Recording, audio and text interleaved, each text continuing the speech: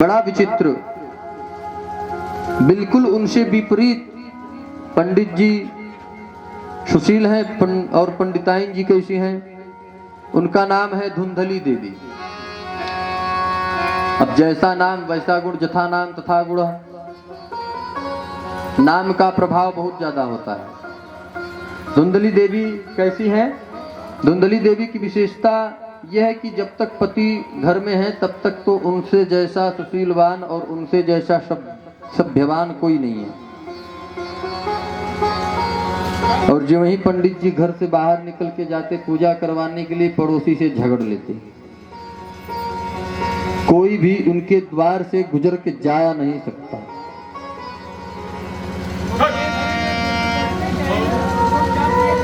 उनकी बाड़ी बहुत कर्कशी है।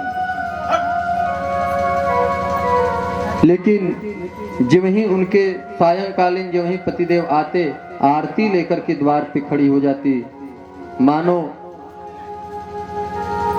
उनके जैसा सती इस धरती पे कोई नहीं है।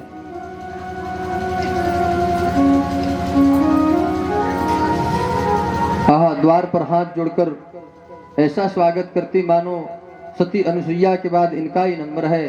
और ये विशेषता सब में नहीं हुआ करती, ये बनावटी प्रेम होता है। भगवान बनावटी प्रेम के भूखे नहीं है। भगवान क्या चाहते हैं?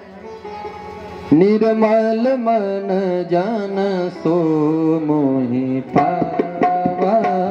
निर्मल मन जन सो मोहि पावा। मोहि कपट छल छिद्रन भावा। मोहि कपट छल छिद्रन भावा।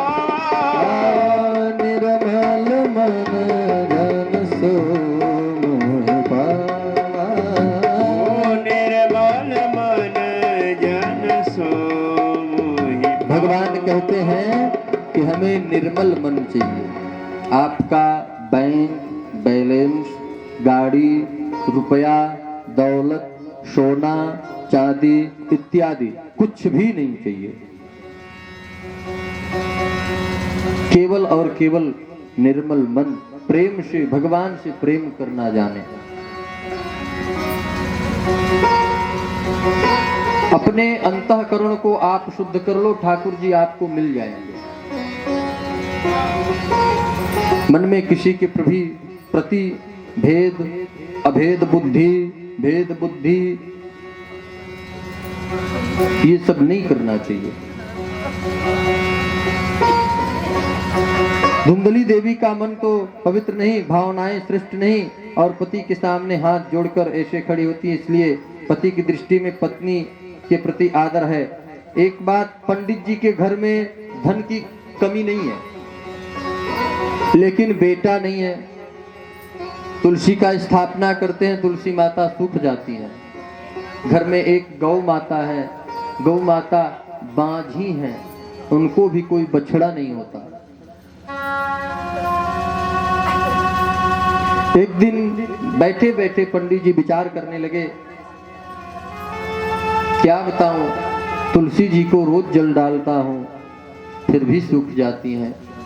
7 साल से हमारे यहाँ गौ माता है, आज तक उनको कोई भी बछड़ा नहीं हुआ और ना ही मुझे पुत्र हुआ।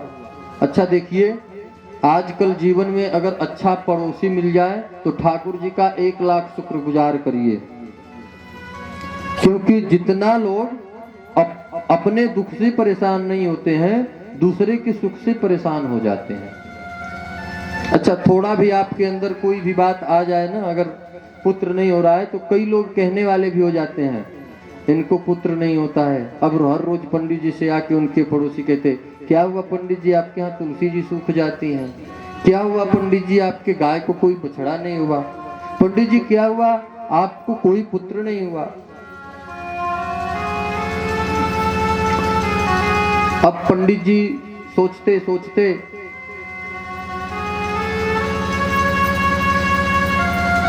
क्या बोले मालूम नहीं, पानी तो रोज देता हूँ। पंडित जी जो पूछे यही कहते हैं, क्या करूं, ठाकुर जी की कथा तो रोज सुनता हूँ, तुलसी जी की पूजा तो रोज करता हूँ, सेवा तो रोज करता हूँ। अब देखो पड़ोसियों ने ये कहना शुरू किया, बोलो तुम्हारे घर बेटा नहीं, न इस पाप की वजह से गौ बाज हो गई। अब ये देवता तुमसे खुश नहीं, पितर तुमसे खुश नहीं, ऐसे भ्रम में डाल दिए पंडित जी को। एक दिन तो वो विद्वान ब्राह्मण बैठा बैठा रोने लगा महाराज, इतना रोए।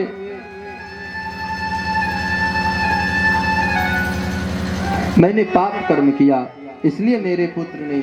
अब सोचते जा रहे हैं और रोते जा रहे हैं पंडित जी, इसलिए मेरी गांव बाज हो गई। घर को छोड़कर वन में चले जाते हैं। 4-5 दिन गए, वन में बैठे बैठे पंडित जी रुदन करते हैं, जब तक पुत्र की प्राप्ति नहीं हो जाती मैं यहां से वापस नहीं जाऊंगा, चाहे मेरा प्राणांत ही क्यों न हो जाए। पंडित जी बैठे हैं और रो रहे हैं। अच्छा देखिए, हम लोगों का ये जो चेहरा है ना, चेहरा एक